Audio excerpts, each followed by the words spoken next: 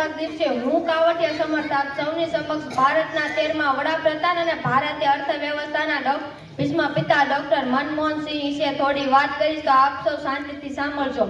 Doctor Manmohan સિંહનો જન્મ 26 September 1932ના રોજ હાલના પાકિસ્તાનના પંજાબ પ્રાંતમાં ગાહ ખાતે થયો હતો।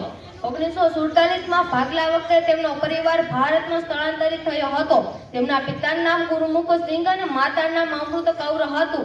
તેમણે ઓક્સફોર્ડ યુનિવર્સિટીમાંથી અર્થશાસ્ત્રમાં ડોક્ટરેટ મેળવ્યા બાદ 1966 થી 69 સુધી સંયુક્ત રાષ્ટ્ર માટે કામ કર્યું હતું।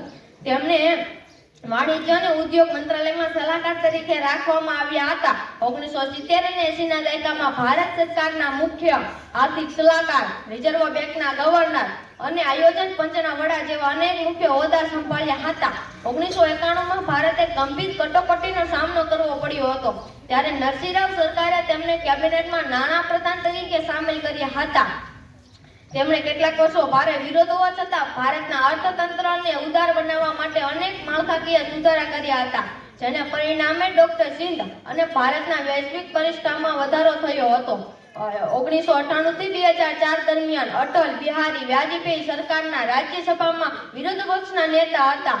કોંગ્રેસ આગેવાની હેઠળ યુપીએ સરકાર સત્તામાં આવી ત્યારે તેના અધ્યક્ષ સોનિયા ગાંધી અણધારી રીતે વડાપ્રધાન પદનો ત્યાગ કર્યો અને ડોક્ટર મનમોહન સિંહને વડાપ્રધાન બનાવવામાં આવ્યા। તેમના પ્રથમ natural rural health mission, unique identification authority, ગ્રામીણ રોજગાર ગેરંટી, માહિતી તકનીક અધિકાર જેમ જ કાયદા અને પ્રોજેક્ટનું અમલીકરણ કરાવ્યું। તેમના કાર્યકાળ દરમિયાન ભારતના પ્રતિષ્ઠામાં અનેક વધારો થયો હતો।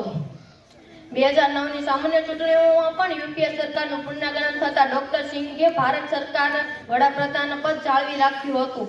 1991 થી 2019 સુધી અસમ રાજ્યમાં અને 2019 થી 2024 સુધી રાજ્યસભામાં રાજસ્થાનનું પ્રતિનિધિત્વ કર્યું હતું। તેઓ વિશ્વના આદરણીય નેતા, અસામાન્ય શિષ્ટાચાર, અગ્રણીય માણસ તરીકે વર્ત્યા હતા। તેમને 2010માં વર્લ્ડ સ્ટેટ મેનનો દરજ્જો પણ આપવામાં આવ્યો હતો।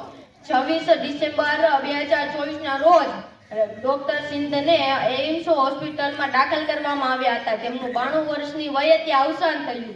સરકારે તેમના માનમાં 1 જાન્યુઆરી 2025 સુધી રાષ્ટ્રીય શોકની જાહેરાત કરવામાં આવી હતી। તો હું મારી દેશભક્તિ પંક્તિથી મારું વક્તવ્ય પૂર્ણ કરીશ।